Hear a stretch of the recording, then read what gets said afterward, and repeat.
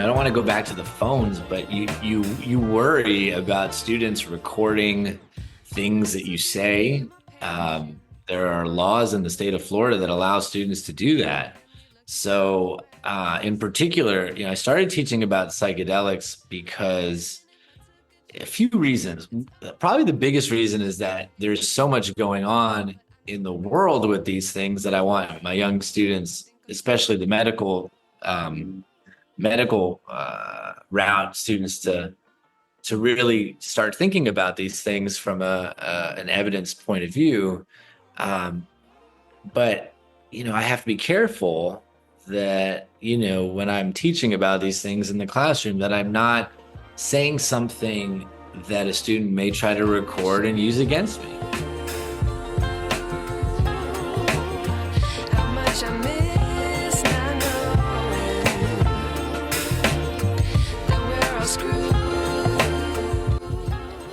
A few years ago, I started writing a fictitious story based on my time as an educator. It is called Taught, and the story was partially inspired out of anger and frustration fueled by burnout.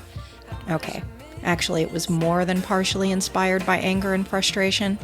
But Taught has also become a vehicle for me to tell what I thought at the time, and in some ways continue to think, was and is the real story of teaching. I now realize that my perspective is not everyone's perspective, but there are some pieces of Taught that resonated with many educators. This podcast is an extension of that story, and I, a former teacher, will interview other educators asking them to share how they really feel about the current state of education. Why are so many teachers burn out?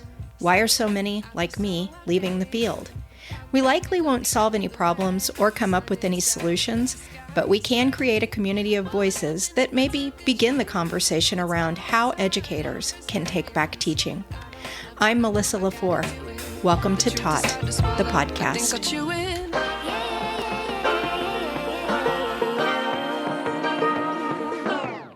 I like to be educated, but I'm so frustrated. Hey everybody, it's Melissa, and I want to remind you that this is the second part of Dr. Lichter's interview. You can find the first part on episode 23, which was posted last week on the website. Please join me for the second part of Dr. Lichter's interview that is already in progress. We are not so different. Doesn't matter, where we're from, where we were born, our color of our skin, our sexual preference, our ethnicity.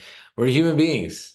We genuinely want to wake up, enjoy the day, be valuable, be good to our loved ones, have some good food, not be sick, not feel like we have to fight to protect ourselves. Like, that's all we want. And the students should learn at the K through 12 and university level that education is this thing that will help them to enjoy their day. Like, enjoy, work shouldn't be just about a paycheck. It should be you find your passion, you do something you like.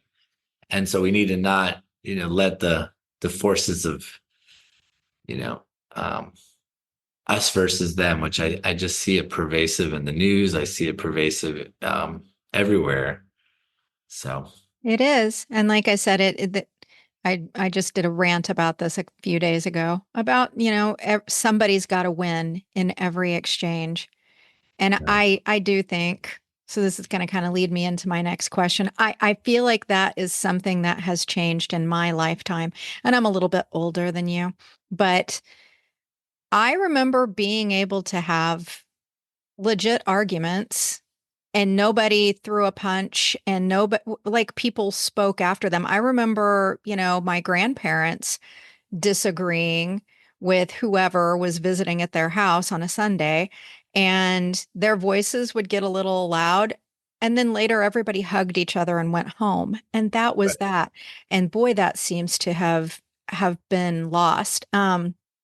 So I taught unofficially debate to sixth, seventh, and eighth graders because I used it as the English language arts curriculum. I loved it. It leads itself to great writing and getting kids to think. And every year that I taught it, it became more challenging to teach it because of all the people who would be offended.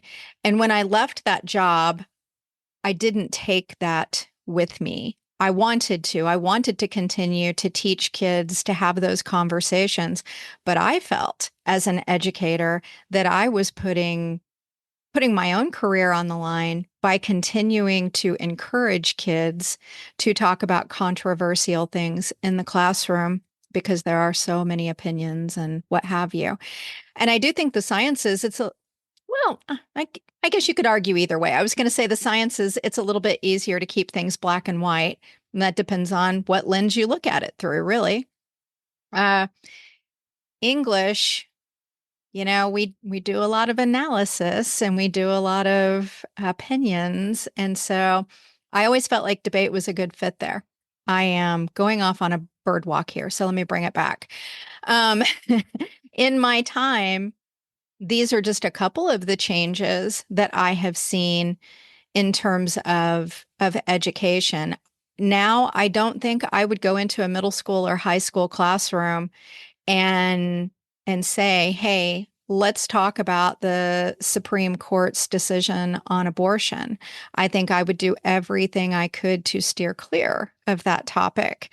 So what are some of the things that you have seen throughout your career that maybe at the beginning you felt comfortable with and now you don't, or, anything that No, you've seen that's changed like that? yeah, you bring up a great point. It's amazing to me how when I tell students that, I want you guys to argue, that they feel like I'm doing them a disservice. Argumentation is a great way to learn. If you come to the table with ideas, theories, evidences, and you argue with somebody based on those things, when you get to a conclusion or when you get to a point where the argument ends, it is hopeful that you have reached some sort of better understanding of things. And, I think that the word argumentation now has a negative connotation. It didn't always. Even when I started teaching, I used to flat out say, we're going to use argument as a method of understanding. One thing that has definitely changed is just, in general, students, I don't want to go back to the phones, but you worry about students recording things that you say. There are laws in the state of Florida that allow students to do that. So, in particular, I started teaching about psychedelics because a few reasons. Probably the biggest reason is that there's so much going on in the world with these things that I want my young students, especially the medical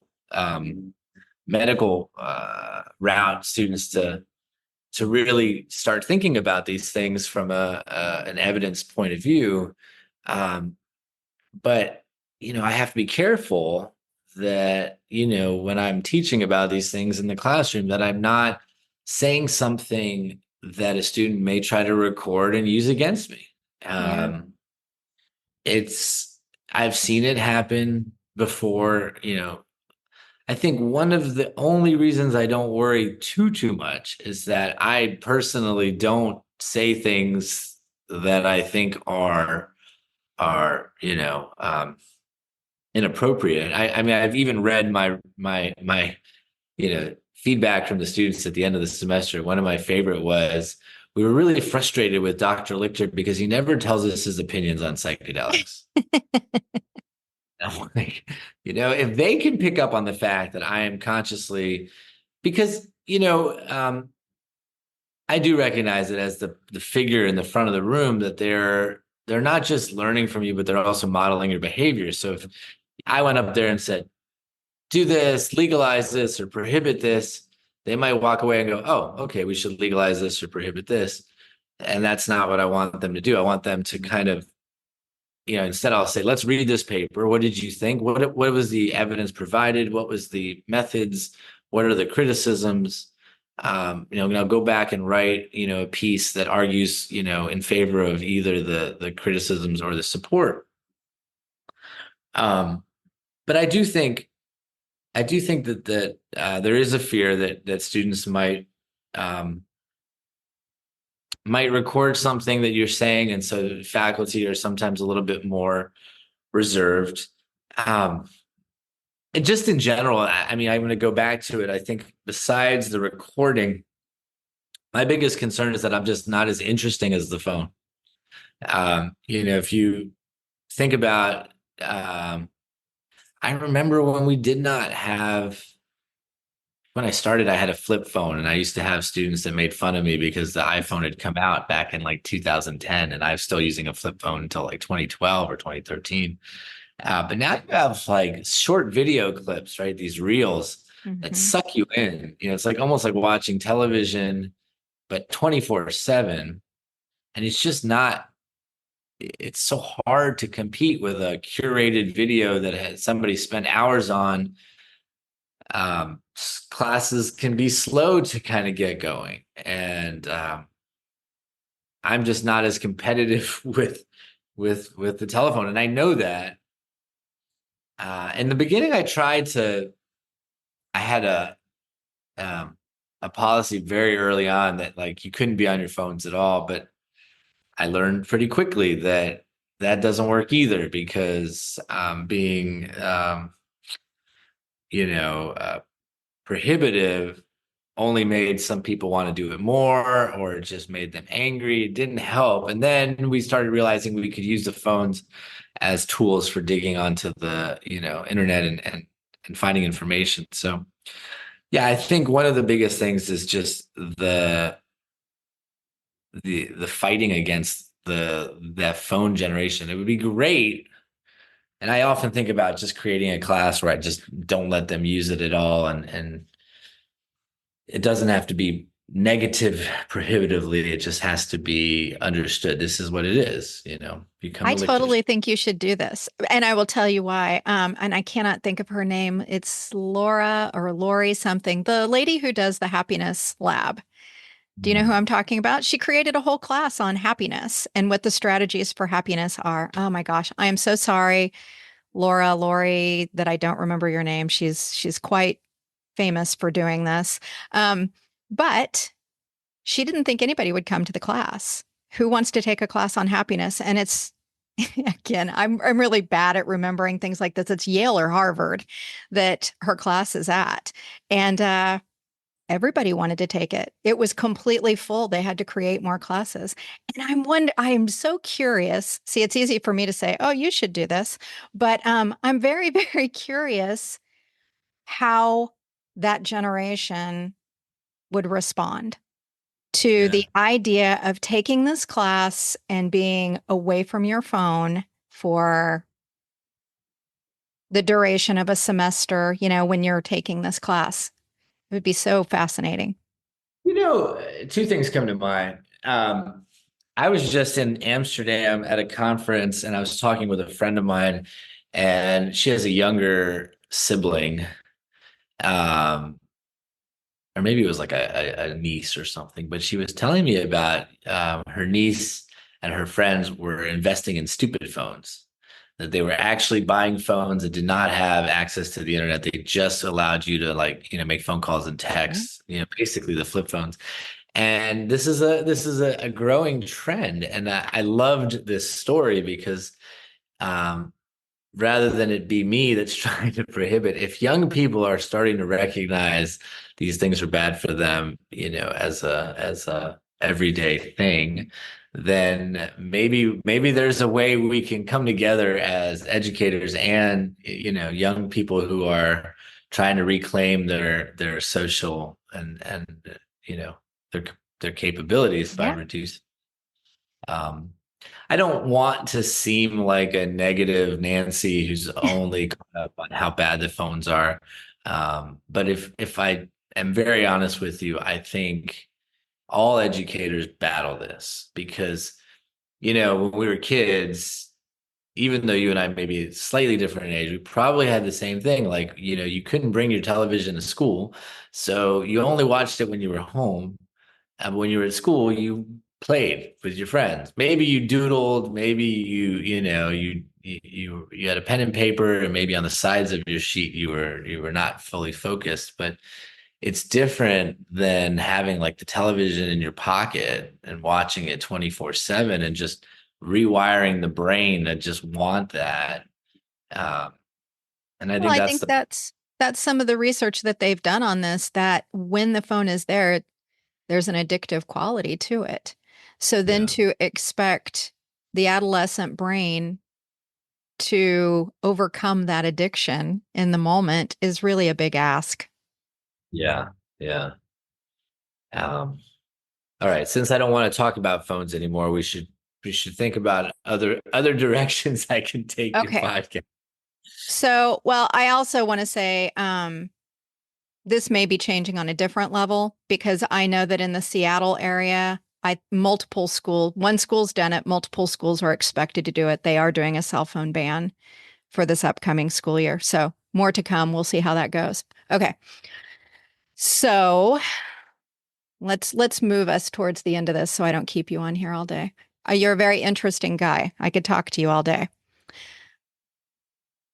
And I could talk to you about the psychedelics too, because we have a friend who's really into shuhaska, but we won't go there either. Well, I mean, that there is one thing to be said about that, and I think the reason I started teaching about it, as I mentioned, was that I saw this vacuum of information, but it was also that um, I had been teaching for 10 years, and maybe I was looking for something else to do that would be interesting. I teach in the honors college, and I've been teaching there for a long time, but they had space for making courses.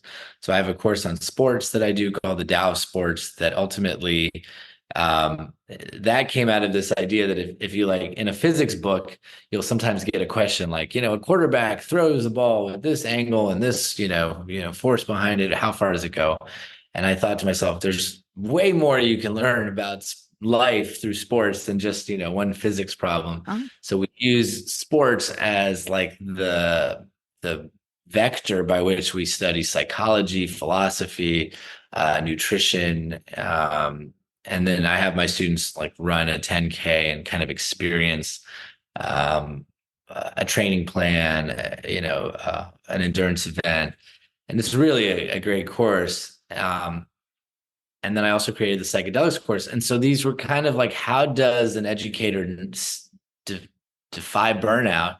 Well, you keep reinventing yourself based on your own interests and the needs of the society. So sports was definitely an interest of mine. Psychedelics, they definitely have a place today. And then when you work with soon to be doctors who may be prescribing ketamine and in the future MDMA and psilocybin, it's important that they learn it. So I would say that in respect to our discussion on burnout, those courses that I created through the honors college, and now I offer some in liberal studies, that was definitely like a personal effort to fight my own burnout. yeah. And it's been probably the best decision I made because now I have, my chemistry interests, my pre-med interests, and then these other interests. And I go to conferences, I present on things, I meet with people, and it keeps things interesting. So Well, actually, there's this trauma burnout connection. And one of the things that comes up when we're talking about trauma is psychedelics because and I'm not going to even speak to a professional about this, but this is my little piece that I have read somewhere that I can't quote to you where, is that psychedelics are being used more and more for people who experience trauma very effectively. And I mentioned we have a friend, and I like that you mentioned also that you don't give your opinion. I also was the same way, obviously during elections, but also with any of the debates. And I would say, the point is that you can debate either side. And yeah, so that's my view, is whether or not you're debating that side well.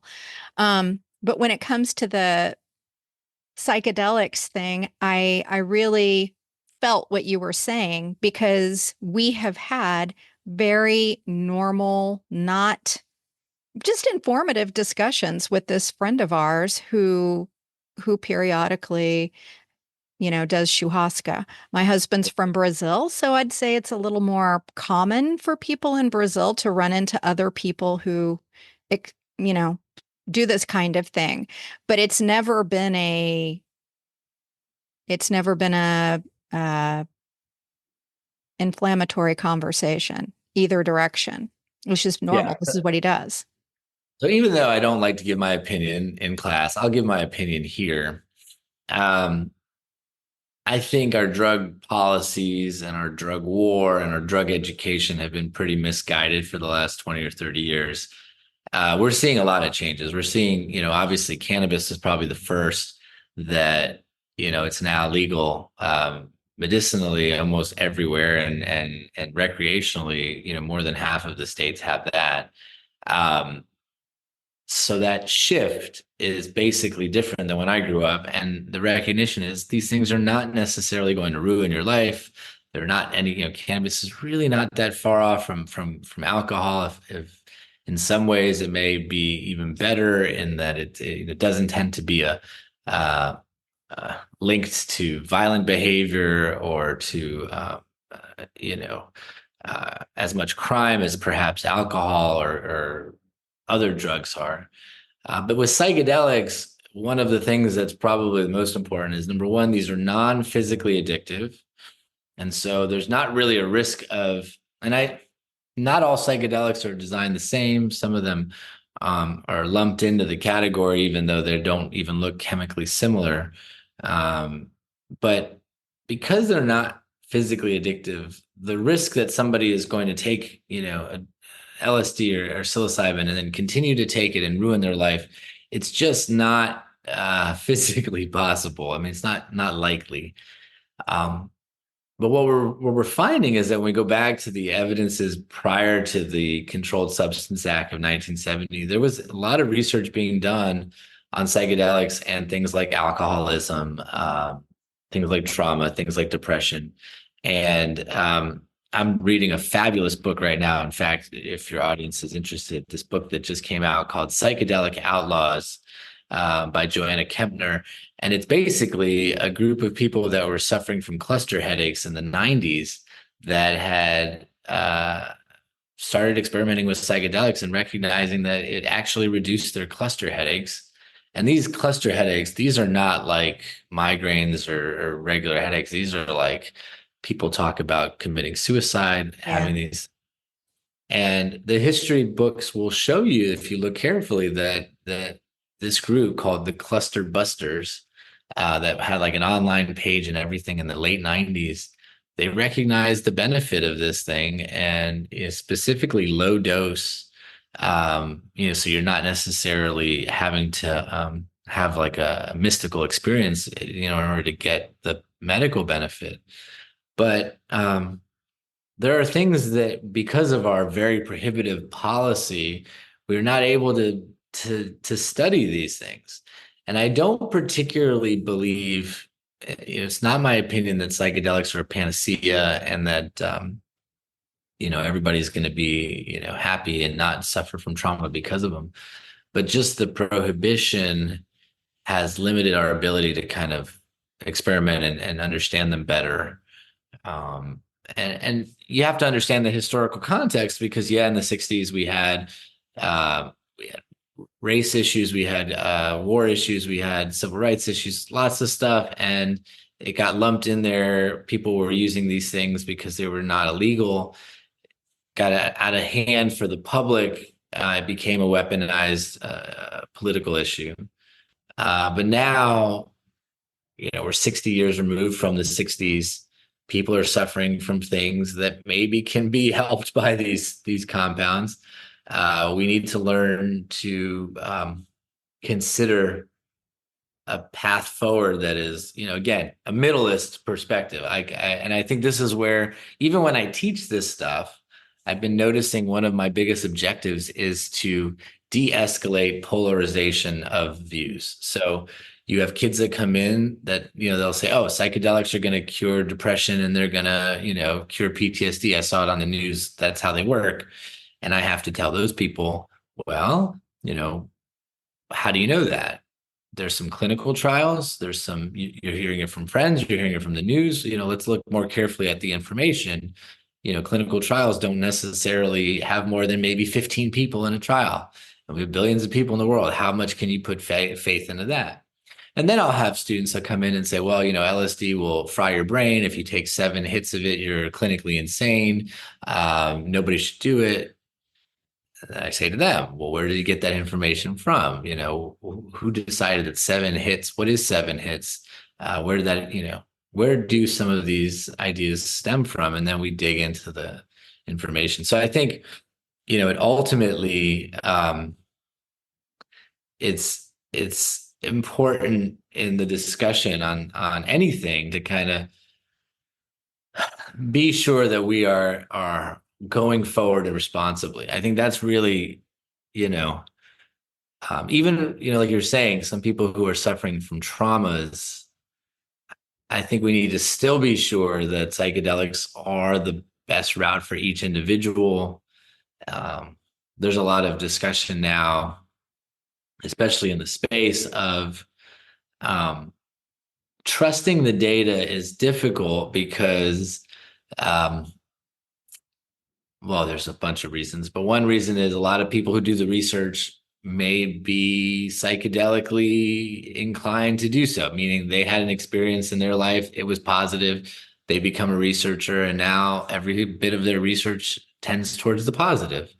Um, Most people who have been in the space know that there can be negative experiences and there can be traumatization from a psychedelic experience. That's not completely unheard of. There's this whole idea of double blind, random controlled trials. This is sort of the gold standard in pharmacology, where neither the participant of a trial nor an experimenter knows what drug someone's taking. But that's basically thrown out the window when you do psychedelic research because the minute you give somebody LSD, it's very obvious that they are under the influence. So some of the questions of validity, this becomes a big part of my course as to how we can go forward, trusting information. Is there a way we can deal with blinding? And these are big questions that not just in my classroom, but in this world in general. So In many areas, right? I mean, I love this class, less about the psychedelics and more about the just making people think about why they think the things they think. right. Because there are definitely, again, going on my tangent here, but there's not enough of that. We have stuff thrown out at us that we just take at face value. So that's amazing that that you're having them actually think about those things. Right. So I'll give you a great example. It goes back to the discussion about race. There was a lot of people in the psychedelics that go, there's not a lot of African American participants in clinical trials. We need to increase that.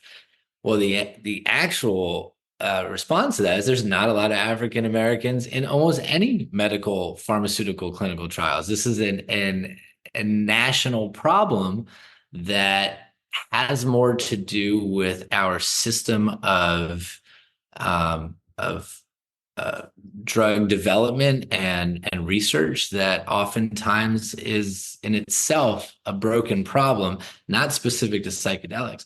So when I talk with students, we often try to understand problems on a more uh, nuanced or a deeper level because you can kind of look at something on the surface and spend your whole time kind of waiting in the surface level, but um, I do try to get a little bit more deep with my students. So I appreciate that as a former educator.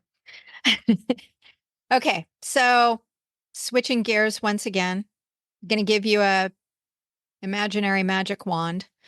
What is Mhm. the one thing that you would change today to improve education as a system?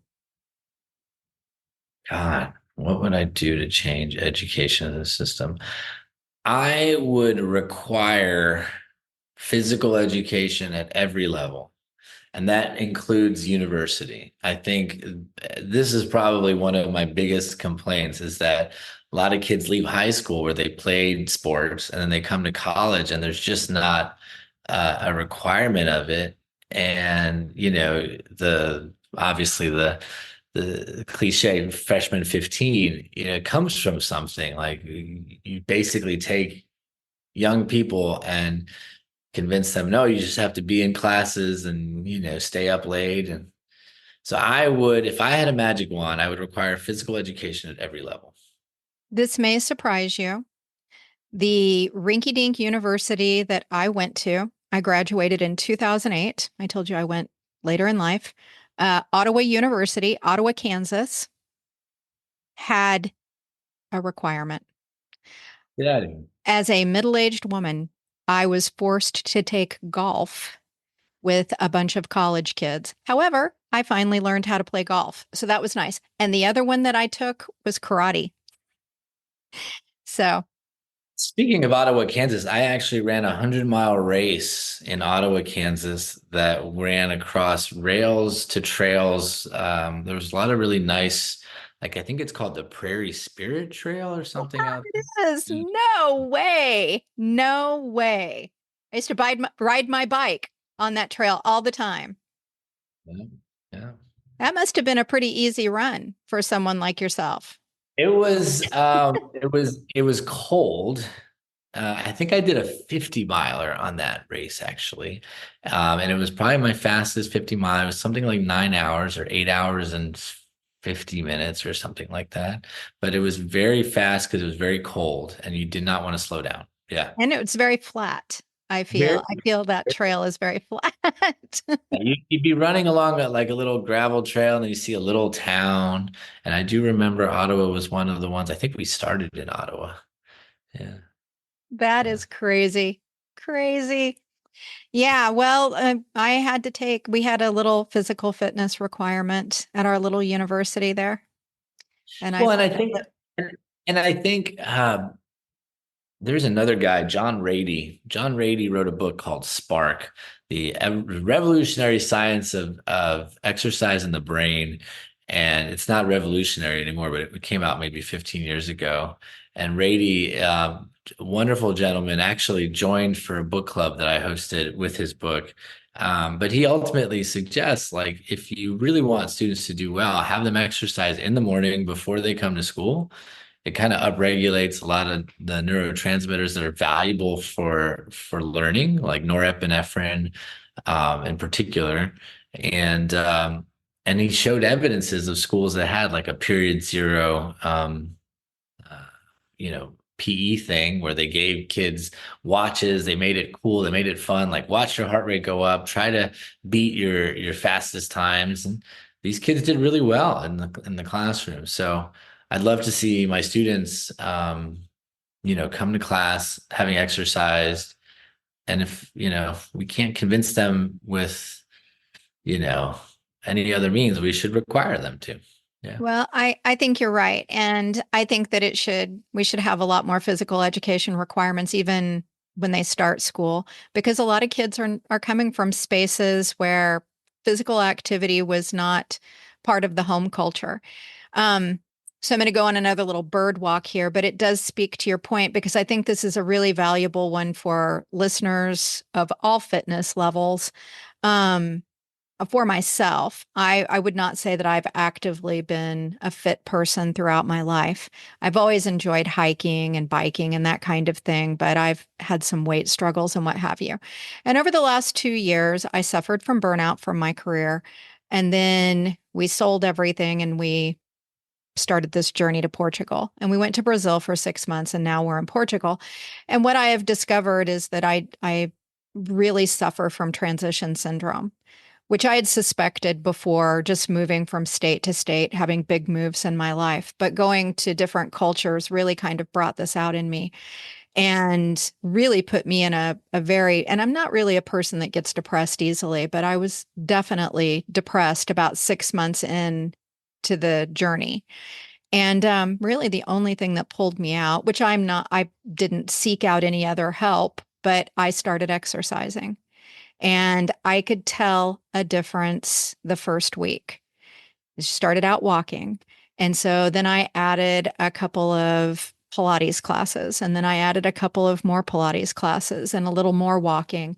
And I definitely attribute that to, and I'm not saying this is a cure for depression, but I'm saying I think that there are so many kids that come to school in maybe not the greatest headspace. And it is incredible what a little bit of exercise can do to Yeah. reset you, to just reset you.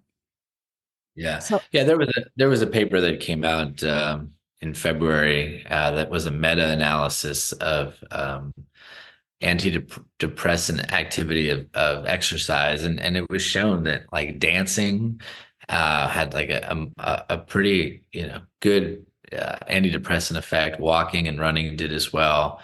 Um, yeah, there's no question that as human beings, our lives have changed, in thousands of years to be more sedentary. We don't walk to places, we drive. We have our air conditioning home, so we don't have to worry about being uncomfortable. Our food can be delivered to our houses now. So even though we've got all these things happening, we're still human beings, the same human beings that were, hunter gatherers, yeah, 100,000 years ago. So we still need to move. And yeah, I can't stress enough that I think young people, especially K through 12. I mean, I don't work enough. I love this idea you said about the ladder meeting of sorts. I would love to sit with a elementary school, middle school, and high school teacher just to know, um, what their thoughts are on how college education should be and how I could give them my thoughts on K through 12. We don't do that. That is something. We don't do. I've never done that. I've met with some of the other colleges in the area to kind of assure that we're, in particular, our community college, which is a feeder school to our school. But this idea is fabulous. well, now it's out there and you can take it. Just tell everybody who comes to your meeting they need to listen to my podcast. So, You got it. That'll be the first thing we talk about is podcasts you all need to listen to, and so that's forth. right. So we have, collectively fixed the school system through exercise. Yeah. The next question I have for you is that, and we've already talked about this a little bit, educators, we do experience trauma. Sometimes it's secondary trauma, sometimes it's our own trauma, depending on what we see and what we have happen in our classrooms year after year. Can you share one of these moments from your career to your comfort level? Um, what kind of experience do you want? My dog just came over here and he's interrupting me while we're. Oh, he's adorable. Rottweiler? Is that a Rottweiler? Yep, he's a Rottweiler. And That's as all right. You can be on the podcast. I love animals. you wanted an experience that was difficult, Yeah, or where you walked away feeling like you yourself had experienced either firsthand or secondary trauma due to something that had happened in your classroom. I'll be very honest in saying I'm sort of cautious about using the word trauma because there's trauma from being a soldier in a war and seeing people dying, and then just having kids that piss me off.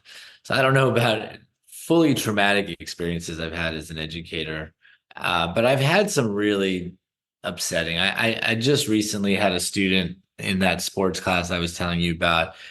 He faked a marathon, and so I give the students an opportunity in the course to run a 10K, and then I make some additional uh, extensions that they can do extra credit if they run a half marathon or a full marathon. And some of the students will rise to the occasion. This particular student, now I have them post all of their workouts on a social media site called Strava. It's basically it's an athletic social media site that instead of just posting pictures, you actually post your workouts, and it can connect with a phone app that can kind of measure by GPS if you're running or biking or swimming or anything. So the gentleman posted that he did a 5 hour marathon, which is not particularly fast, but I didn't notice it in class. Some of the students were congratulating him, and I pulled it up on the screen, and I could see that the first 6 miles he had done in like 14 minute per mile, and then the last 20 got progressively faster from about a 7 minute mile to a 6 minute mile. Now, just for frame of reference, my fastest mile, which is a 1 mile run recently, would be about a six flat. And this gentleman had done like five of those at the end and was getting faster. So when you talk about a fast mile, this means you give everything you have, you don't have much left. To be able to do that 4.5 hours into a marathon and continuously beat your fastest mile, something is wrong. Um, but the app also measures how regularly your feet touch the ground. It's something called cadence. And the student, his cadence dropped out after 6 miles. So he wasn't touching the ground anymore. So I addressed it with him and said, you have two options. You can either continue to tell me that you did this, and I'm going to grade it based on how close it is to the truth, because there are things that are just going to be impossible to explain physiologically, or you can tell me what you did, and you can be honest and you can be forthcoming. And it was in that the student chose to be honest, but in writing their essay, um, it was pretty sad to see what the student said. The student verbatim said he told the whole class he was going to run a marathon, and he was afraid of letting Dr. Lichter know he pussied out. Wrote this in the essay to his professor, and I just felt that how sad that after cheating and then being forthcoming, he can't even be academically sound and responsible. Instead, just writes like he talks to his friends using sort of this vernacular that is not becoming of somebody who wants to be a professional. And this kid did want to be a medical doctor. He had told me that. And I'm thinking to myself, man, I got a lot of work in front of me if I'm going to try to help this kid become better. But it bothered me because I didn't know how to handle it. Should I have failed him outright? I ended up giving him he failed the assignment, and I didn't want to completely fail him from the class because other things he did was okay. So he ended up with a C. But it took a lot out of me. I spent a lot of time thinking about it as an educator. Like, what is the right avenue? Okay, kid cheats, gets caught, admits to it, writes a terrible essay, one that doesn't even really address the real matter at hand. Maybe getting into his ego, maybe getting into, you know, why he behaves this way and can he change that? And I just, you know, I read this in your questionnaire, but I'm just now fully, as you tell it, getting it because he's going into a career, the student, hopefully, where yeah, ethics are huge. yeah. And if he can't be ethical in kind of a minor situation, I mean, questionably, this is a situation that you kind of gave him the opportunity to grow and he didn't seem like he wanted to choose it. I can see why putting myself in your shoes, that would be kind of a big, big thing for me too. Melissa, let me even add more to it. I've taught this class for like now 10 years almost, and this particular student had actually shown up to a previous semester telling me how badly he wanted to be in this class. And I remember I was like, oh, well, you take it next year. And then he shows up and I'm like, oh, I remember you, right? I don't forget the face.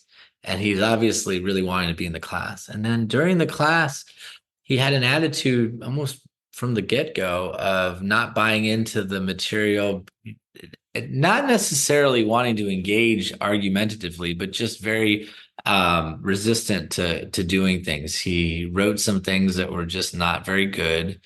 Um, and so at the end, I just remember wondering, and it goes back to our earliest conversation about grade inflation, like what's the right avenue here? If I give him, a passing grade, I'll, I won't have to deal with this kid again. But if I fail him outright, maybe, he's gonna complain and I'm gonna have to deal with paperwork and extra time, and maybe that's not worth it. But then at the core, like I'm an educator. I want this person to learn. So Mhm. how do I get him to learn? And, that's why I gave him the option to write what he did. And then I required him to meet with the dean of the honors college. I set a meeting for him and the dean, and I think the dean kind of scared him a little bit. Um, but yeah, it was just this, it goes back to the original stuff about, quiet quitting. Um, I could have just shrugged it off and just said, I'm not going to give this person the time of day and not worry about it. But I really spent a lot of time trying to decide what's the right avenue. And eventually, I settled on failing him on that assignment. He passed the course with a C, required him to meet with the dean, and hopefully that was enough to get him on the right track. But we'll see. I don't know how I will see the student again, but I definitely, whenever there's these major behavioral issues, it's always difficult for me because you hope as an educator you can just focus on the learning, not on the discipline, but Yeah. sometimes you need them too. I Mm. think that you summarized that pretty beautifully, that the responsibility that we kind of hold in our hands sometimes. Yeah. Okay. So what's something funny that's happened Something funny. in your classroom? All right, something funny. And if you Google Dr. Lichter, you solubility rules. I used to do a video assignment for my students to come up with mnemonic devices for why certain ions will dissolve or actually form salts and precipitate out. And my students used to make videos, and some of them are hysterical.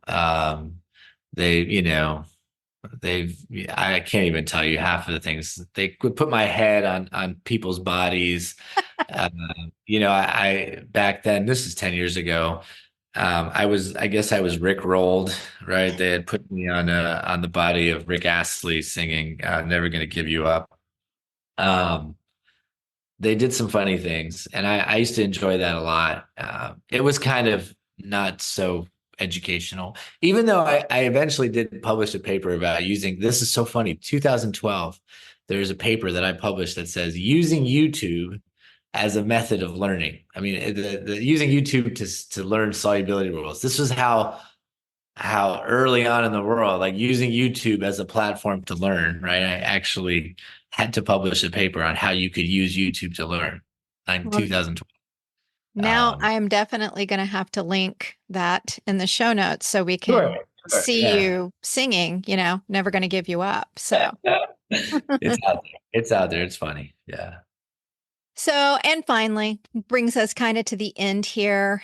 Um, I like to think that all educators have those moments where we're like, I am on fire. I am the greatest educator today, this class, whatever. I like to call it a glow moment. Can you think of one of yours that you can share with us? Yeah. I mean, there's a lot. As much as I have maybe complained during our podcast, I have walked out, in particular with the psychedelics class. I have developed a lot of relationships with some researchers that are, working in places like Johns Hopkins and some of the world's experts on psychedelics. And I brought them to class. Some have actually gone to dinner with the students, some have just zoomed in. And I remember walking out of one classroom and just hearing somebody say, like, wow, that was like so incredible that we were able to connect with so and so. How cool that we were able to be connected with somebody as important as this person. And I was just reminded that, like, yeah, I have the capacity, I have the privilege of being able to help young people and connect them with people that are very, prominent. And so, yeah, those are moments I really like being an educator. That's the best when you step outside the classroom and you hear somebody talking about your class in a good way. I've had it happen both ways. I prefer the good stuff, but Yeah. There's a web page. I tell this story a lot. There's a web page called Rate My Professor. And when I started teaching, I didn't really know about it, but I was at a family dinner and one of my younger cousins said, "Oh, Joey, are you on Rate My Professor?" And I'm like, "I don't even know what that is." And my mom was in the room and she said, "Oh, what's Rate My Professor?" And so my parents they kind of have like a computer room. Like they don't have a laptop. They have the room with the desktop computer, probably in the 90s or whatever, a gateway computer. I don't know. And as I go back there, my mom sees the page. She's scrolling through. Oh, look what this person had to say. Oh, wow, they said something not so nice. And then, in like subsequent years, my mom would call my office and I'd be like, "Hey mom, I'm been busy doing something. Did you see what they wrote about you on Rate My Professor? Somebody said you're bipolar. How mean are they?" And so I would eventually start like telling my students, listen, if you're going to use Rate My Professor, realize my mom is reading that. So try to stick to the facts. Don't be rude. So she still reads it. I'm sure if she watches this podcast, Mom, I'm sure you probably are up to date. Hopefully, I'm doing good on there. So, that's amazing. And I do think that moms have the power to make the whole world behave just a little bit better. yeah, She's yeah, doing her part. Is she's there good. anything else that you would like to share before we end this? I just think it's wonderful that you're doing this. I think this is the first podcast I've been on that's solely asking about my teaching, not about sports or psychedelics. So I'm happy to really talk about my passion in teaching, and I hope that more people will come onto your show and tell their story. Well, thank you. And Dr. Lichter, just again, thank you so much for agreeing to do this. My pleasure. Thank you for having me on. I wish I knew.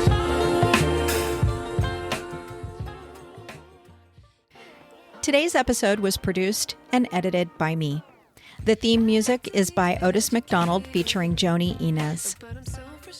If you know someone who might enjoy these conversations, please share the podcast episodes as much and as often as you can. It's as simple as copying the link you use to access today's episode and sending it in a message or sharing it on social media.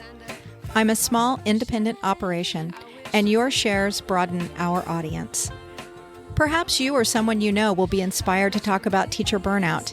If you would like to get your voice on my podcast, contact me via the link on my webpage, taught.buzzsprout.com.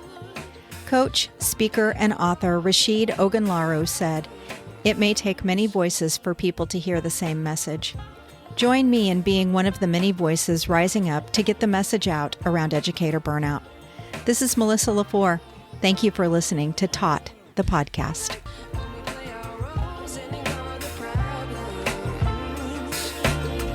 I wish I knew. I have an important reminder/disclaimer to share. The views, thoughts, and opinions expressed by the hosts and guests on this podcast are their own and do not necessarily reflect the official policy or position of any other agency, organization, employer, or company. Content provided on this podcast is for informational and entertainment purposes only and should not be taken as professional advice. We encourage you to do your own research and consult with qualified professionals before making any decisions based on the information discussed in this or any other episode. Additionally, any opinions or statements made during the podcast are not intended to malign any religion, ethnic group, club, organization, company, or individual. Listener discretion is advised. Thank you for tuning in.